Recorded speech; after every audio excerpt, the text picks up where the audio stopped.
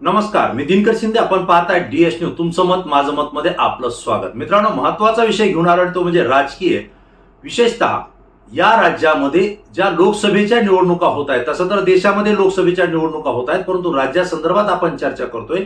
या ठिकाणी महाविकास आघाडी विरुद्ध महायुती अशी जी सरळ लढत होणार आहे, या लढतीकडे संपूर्ण राज्याचं नव्हे तर देशाचं लक्ष लागलेलं आहे. कारण देशातल्या सर्वाधिक जागा लोकसभेच्या म्हणजेच खासदार असलेलं ठिकाण म्हणजे महाराष्ट्र राज्य आहे.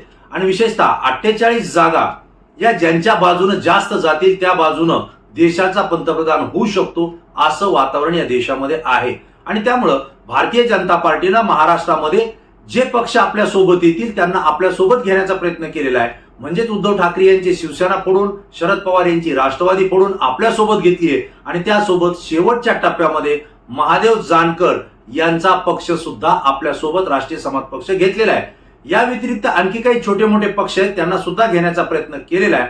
बच्चू कडू यांचा प्रहार मात्र महायुती सोबत अमरावती सोडून इतर ठिकाणी असेल असे संकेत मिळत आहेत. वास्तविक आता बच्चू कडू काय भूमिका घेतील हे सांगता येत नाही.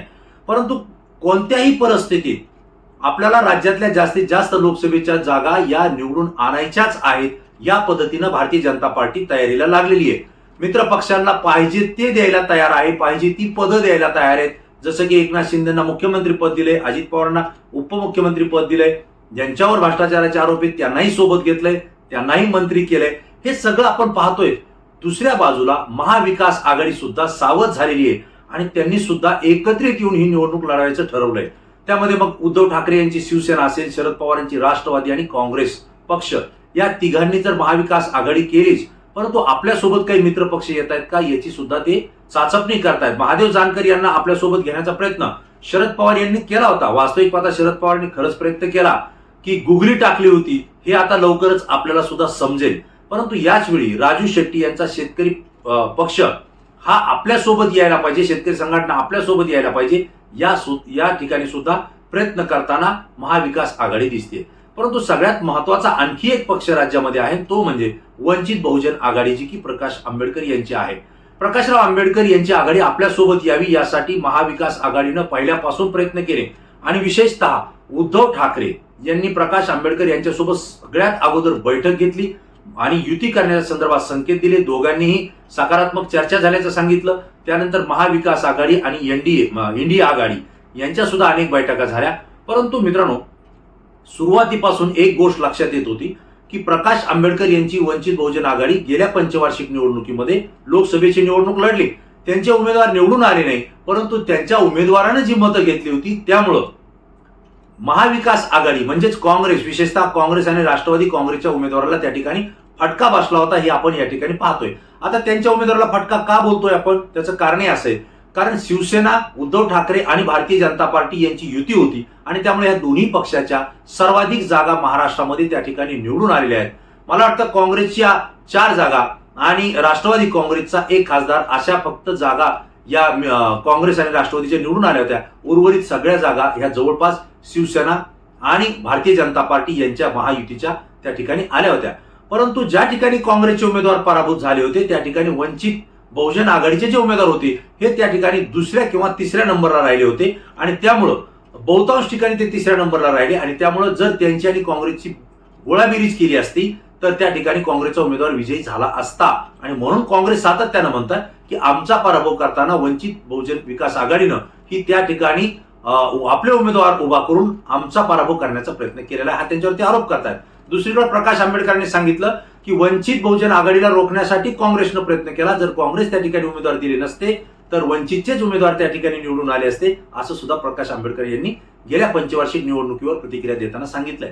आणि म्हणून आता मतांची विभागणी नको, आपली टक्केवारी वाढली पाहिजे, यासाठी महाविकास आघाडीकडून प्रकाश आंबेडकर यांना सातत्यानं त्या ठिकाणी निमंत्रण दिलं गेलं.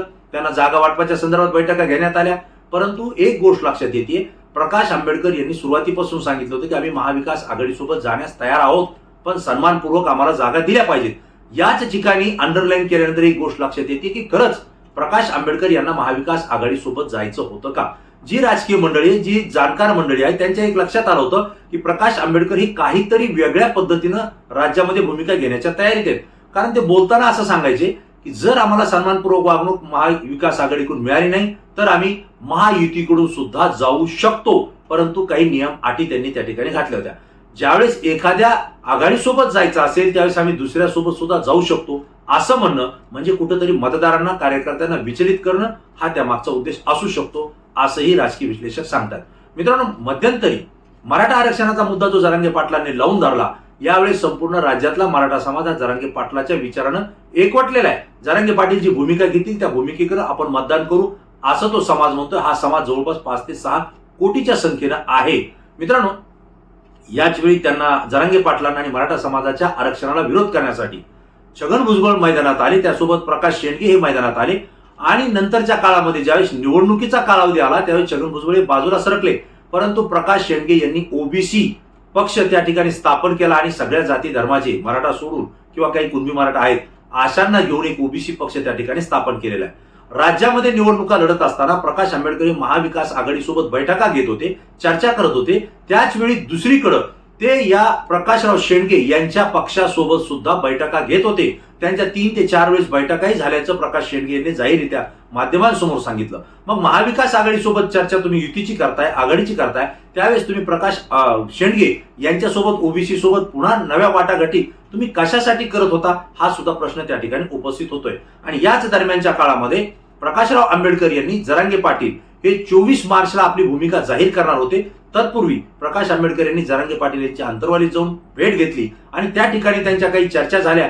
यावेळेस प्रकाश आंबेडकर यांनी सांगितलं की आमची सकारात्मक चर्चा झाली. वास्तविक पाहता जरांगे पाटील यांनी प्रकाश आंबेडकरांचं कौतुक केलं, परंतु राजकीय कुठलीही भूमिका आम्ही घेतलेली नाही. 24 तारखेच्या बैठकीनंतर आम्ही ती ठरवू किंवा 30 तारखेच्या बैठकीनंतर ठरवू असं स्पष्टपणे सांगितलं होतं. म्हणजे या ठिकाणी ज्या प्रकाशराव शेंडगे यांचा ओबीसीचा लढा सुरू आहे, दुसरीकडे जरांगे पाटलांचा मराठा आरक्षणाचा लढा सुरू आहे. हे दोन्ही प्रतिस्पर्धी एकमेकांच्या विरोधात त्या ठिकाणी लढा देत आहेत, परंतु प्रकाश आंबेडकर या दोघांसोबत सुद्धा गुप्त बैठका घेत आहेत. यामध्ये संपूर्ण संकेत हे राजकीय पक्षाला, राजकीय विश्लेषकाला आणि राजकीय तज्ञांना सुद्धा मिळाले होते. कारण तुम्ही महाविकास आघाडी सोबत जायचं म्हणताय, दरम्यान महायुतीसोबत सुद्धा आम्ही जाऊ शकतो काही अटी आणि शर्तीवर असंही सांगतायत. आणि त्यासोबतच ज्या 2 गटामध्ये वाद निर्माण झालेला आहे, ओबीसी आणि मराठा यांच्यासोबत सुद्धा प्रकाशराव आंबेडकर हे वेगवेगळ्या बैठका घेऊन त्या ठिकाणी राज्यातल्या लोकसभेच्या निवडणुकीची मोर्चेबांधणी करत होते. हे आता सिद्ध झालंय. परंतु एक गोष्ट लक्षात आली, 2 डगरीवर हात प्रकाश आंबेडकर यांनी ठेवला हे सगळ्यांच्याच लक्षात येत होतं आणि त्यामुळे त्यांच्याशी ज्या तडजोडी करायच्या आहेत त्याला कुठंतरी महाविकास आघाडीनं हात आखडता घेतल्याचं आपल्याला दिसतंय. सुरुवातीला 4 जागा महाविकास आघाडीकडून वंचित बहुजन आघाडीला देण्याचं जाहीर करण्यात आलं, परंतु त्याही ठिकाणी प्रकाश आंबेडकर यांनी नाराजी व्यक्त केली. पुन्हा आणखी 1 जागा, आम्ही 5 जागा तुम्हाला देऊ असंही महाविकास आघाडीने सांगितलं. तरी सुद्धा प्रकाश आंबेडकर यांनी आपली प्रतिक्रिया ही स्पष्टपणे दिलेली नाहीये. त्यांनी एकच सांगितलं की महाविकास आघाडीमध्ये काँग्रेस, राष्ट्रवादी आणि शिवसेना उद्धव ठाकरे गट यांचंच अजून भांडण मिटलं नाही, त्यामध्ये मी जाऊन कुठं भांडणं करत बसू असा त्यांनी खुलासा केला. परंतु आपल्याला मिळालेली माहिती अशी आहे की त्यांची इच्छा अशी होती, ही सूत्रांनी दिलेली माहिती आहे, एक शक्यता आहे. त्यांनी असं सांगितल्याचं समजतंय की जर महाविकास आघाडी जर झाली आणि यांनी जर यांच्यात जागा वाटप झालं तर या जागा वाटप झाल्यानंतर प्रकाश आंबेडकर हे त्यांच्यासोबत आघाडी करणार होते आणि प्रत्येक पक्षानं माझ्यासाठी 2 जागा ज्या विनर आहेत त्या सोडण्याची मागणी ते करणार होते. अशा पद्धतीनं 6 जागा त्यांना पाहिजे होत्या. परंतु महाविकास आघाडीमध्ये 3ही पक्ष मातबर आहेत, त्यांचीही ताकद त्या ठिकाणी वाढलेली आहे. उद्धव ठाकरे आणि शरद पवार यांची सहानुभूती त्या ठिकाणी आहे आणि राहुल गांधी यांचा जो काही जनसंपर्क वाढलेला आहे त्याचाही काँग्रेसला महाराष्ट्रामध्ये फायदा मिळण्याची शक्यता त्या ठिकाणी वर्तवली जाते. ती अनेक जागा प्रकाश आंबेडकर यांना का देतील असाही प्रश्न आहे. परंतु प्रकाश आंबेडकर हे दुसरीकडे बैठका घेत आहेत हे लक्षात आल्यानंतर महाविकास आघाडीने सुद्धा त्या ठिकाणी हात आखडता घेतल्याचं चित्र पाहायला मिळतंय. आणि जरांगे पाटलांच्या ज्याविषयी लक्षात आलं की प्रकाशराव शेंडगे यांच्या सोबत प्रकाश आंबेडकर ही बैठका घेत आहेत आणि राज्यामध्ये निवडणुकीला सामोरं जायचं धोरण त्या ठिकाणी आखतायत, त्यावेळेस आपण त्यांच्यासोबत जाण्याची भूमिका का घ्यायची किंवा मराठा समाजाचा विचार करूनच आपण तो निर्णय घ्यावा असंही त्यांना वाटलं. आणि आपल्याला माहिती आहे की 30 मार्चला जरांगे पाटलांनी स्पष्टपणे सांगितलं की आम्ही राज्यामध्ये कुठलीही निवडणूक लढणार नाही, मी कुणाच्याही प्रचाराला जाणार नाही. ज्यांना पाडायचं असेल त्यांना पाडा, पण मराठा समाजावर ज्यांनी अन्याय केला त्याची जागरूकता ठेवा, त्याची जाणीव ठेवा आणि मतदान करा, एवढंच फक्त आवाहन त्यांनी केलं. या जरांगे पाटलांच्या भूमिकेमुळे प्रकाश आंबेडकर आणि वंचित बहुजन आघाडीला मोठा झटका बसलेला आहे. कारण त्यांना असं वाटत होतं की जरांगे पाटील आपल्या सोबत येतील आणि त्यामुळं कोट्यवधीचा मराठा समाज हा वंचित बहुजन आघाडी सोबत आला तर मग मात्र आपण महायुती आणि महाविकास आघाडीला पर्याय देऊ शकतो, तिसरी आघाडी करू शकतो आणि या मातब्बरांना प्रस्थापितांना आपण पाडू शकतो. ही शक्यता प्रकाश आंबेडकर यांच्या मनात होती, परंतु जरांगे पाटील यांनी जी भूमिका घेतली त्यामुळे त्यांना मोठा हादरा बसलेला आहे. आज मराठा समाज हा कुठल्याही पक्षाला पाठिंबा देणार नाही असं जरांगे पाटलांनी स्पष्ट जाहीर केलंय. त्याकडे दुसरी बाजू अशी आहे की प्रकाश शेंडगे यांनी सुद्धा सांगितलंय की प्रकाश आंबेडकर यांच्या महाविकास आघाडी सोबत जात असताना त्यांनी जसं आमच्या 2 जागाला पाठिंबा दिलाय आम्ही त्यांच्या 2 जागाला पाठिंबा देऊ, परंतु जरांगे पाटलांच्या विषयी त्यांची काय भूमिका आहे ही त्यांनी अगोदर स्पष्ट करावी, त्यानंतरच आम्ही त्यांच्यासोबत युतीची किंवा आघाडीची भूमिका घेऊ असं प्रकाश शेंडगे यांनी स्पष्टपणे सांगितलं. यामुळं प्रकाशराव आंबेडकर यांची वंचित बहुजन आघाडी ही पुन्हा एकदा अडचणीत आलेली आपल्याला दिसते. जो त्यांनी डाव आखला होता गेल्या पंचवार्षिक निवडणुकीमध्ये जे घडलं नाही ते या पंचवार्षिक निवडणुकीत घडवायचं होतं आणि ते घडलंही असतं. त्यामुळं 2 डगरीवर जे हात ठेवले होते प्रकाशराव आंबेडकर यांच्या वंचित बहुजन आघाडीनं, त्यामुळं हा डाव त्यांचा पुन्हा एकदा फसल्याचं चित्र महाराष्ट्रामध्ये पाहायला मिळते, त्याची चर्चा होते. वास्तविक पाहता प्रकाशराव आंबेडकर हे कायदे तज्ज्ञ आहेत, समाजाची आणि राजकारणाची जाण ठेवलेले ते जाणते नेते आहेत. जे ते बोलतात तेच ते करतात. या व्यतिरिक्त विनाकारण काहीतरी आश्वासनं द्यायची, भूलथापा द्यायच्या हे प्रकाशराव आंबेडकर यांच्या तत्वात बसत नाहीये. आणि विशेष म्हणजे त्यांची जी भूमिका आहे ती म्हणजे भारतीय जनता पार्टी हा जर आपला विरोधक असेल, त्याला आपण विरोधक म्हणून निवडला असेल तर नरेंद्र मोदी यांना पराभूत करण्यासाठी सगळ्यांनी एकत्र आलं पाहिजे. आणि एकत्र आल्यानंतर नरेंद्र मोदी आणि भारतीय जनता पार्टी यांच्या भूमिकेविषयी, यांच्या भ्रष्टाचाराविषयी आणि यांनी वाढवलेल्या महागाईविषयी थेटपणे त्यांच्यावर टीका केली पाहिजे. ही भूमिका प्रकाश आंबेडकर यांनी घेतलेली आहे. मात्र दुसरीकडे महाविकास आघाडी ही भारतीय जनता पार्टी आणि नरेंद्र मोदी यांच्यावर टीका करताना थोडी सॉफ्ट कॉर्नर घेते असा सुद्धा आरोप त्यांनी केलेला आहे.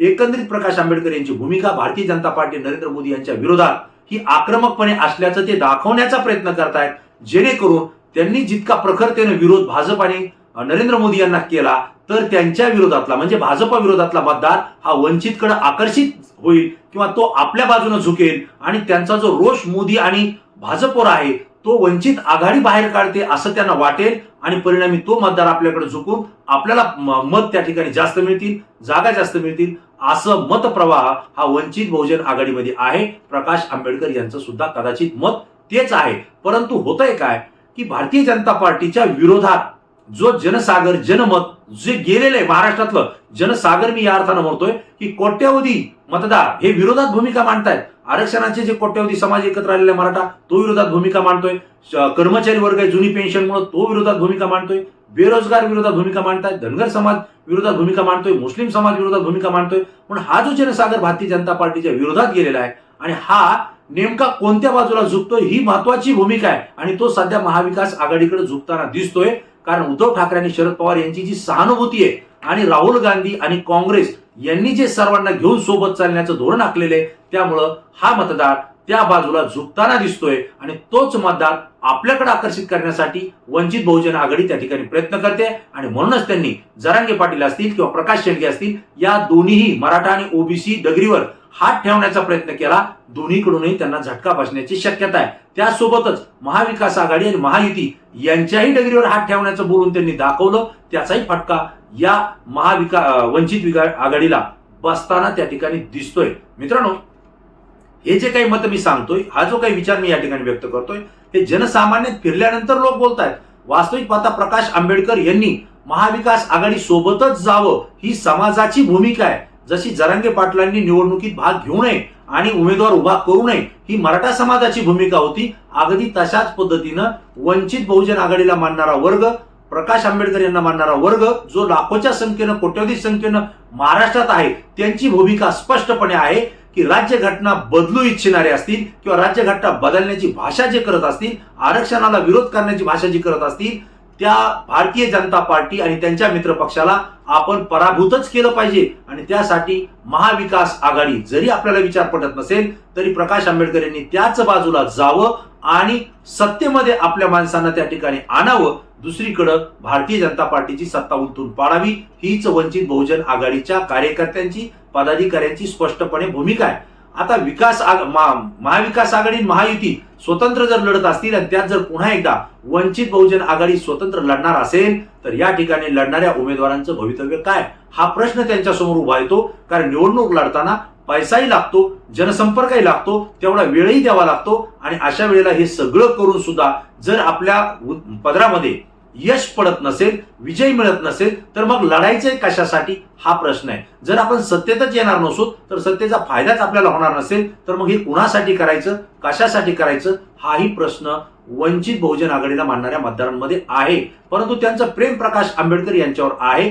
ते जी दिशा ठरवतील त्या दिशेनं आपण जावं, ही जरी त्यांची भूमिका असली तरी प्रकाश आंबेडकर यांनी महाविकास आघाडीच्या सोबतच तडजोड करावी आणि आपले लोकसभेमध्ये काही खासदार पाठवावेत आणि त्यानंतर विधानसभेमध्ये तडजोड करत असताना जास्तीच्या जागा आपल्या पदरात पाडून घ्याव्यात. म्हणजेच वंचित बहुजन आघाडीच्या नव्या नेतृत्वाला आमदार म्हणून त्या ठिकाणी काम करण्याची संधी मिळेल, ही भूमिका वंचित बहुजन आघाडीच्या पदाधिकाऱ्यांची आहे. या व्यतिरिक्त ज्यांची उंची आमदार आणि खासदारकीपर्यंत पोहोचत नाही त्यांना असं वाटतं की महाविकास आघाडी सोबत जर आपण युती केली किंवा आघाडी केली तर येणाऱ्या जिल्हा परिषद असतील, पंचायत समिती असतील, नगरपालिका असतील, नगरपंचायत असतील, या ठिकाणी सुद्धा आपल्या पदाधिकाऱ्यांना त्या ठिकाणी संधी मिळेल आणि एकदा का सत्तेची संधी मिळाली तर मग मात्र पक्षवाढीसाठी आपल्याला बळ मिळेल, असं त्यांचं मत आहे. दुसरीकडे महायुतीला जर त्या ठिकाणी सत्ता मिळत असेल तर मग मात्र वंचित बहुजन आघाडीचे पदाधिकारी भविष्याच्या काळामध्ये नेमकं उभा कसे करायचे, संघटना मजबूत कशी करायची, हा प्रश्न त्यांच्या समोर पडलेला आहे.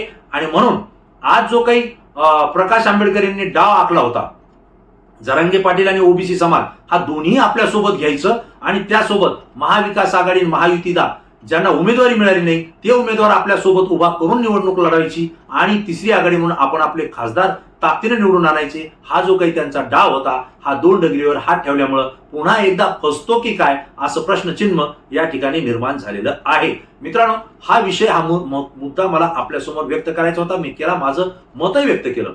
तुम्हाला काय वाटतं, तुमची सुद्धा प्रतिक्रिया आमच्यासाठी महत्वाची आहे. खरंच प्रकाशराव आंबेडकर यांनी महाविकास आघाडी सोबत जायला पाहिजे होतं का? तुम्हाला काय वाटतं? आपली प्रतिक्रिया निश्चित द्या. आणि त्यासोबत तिसरी आघाडी करून जर प्रकाश आंबेडकर हे लढणार असतील तर वंचित बहुजन आघाडीला या निवडणुकीमध्ये यश मिळेल का, याचंही तुम्हाला उत्तर द्यायचं आहे. आणि वंचित बहुजन विकास आघाडी जर लढत असेल तर नेमका त्या आघाडीचा फटका कोणत्या म्हणजे महाविकास आघाडीला बसेल का महायुतीला बसेल हे सुद्धा तुम्हाला सांगायचं आहे आणि फायदा कुणाला होईल हे सुद्धा आपल्याला सांगायचं आहे. मित्रांनो, या प्रश्नाची उत्तरं तुम्हाला तात्काळ द्यायची आहेत कारण तुमची प्रतिक्रिया आमच्यासाठी अत्यंत महत्वाची आहे. कारण ती संपूर्ण महाराष्ट्रातून असते आणि ती अत्यंत अभ्यासू असते. पुन्हा नवीन विषय, नवीन मुद्दा घेऊन आपल्यासमोर येईल. तोपर्यंत धन्यवाद.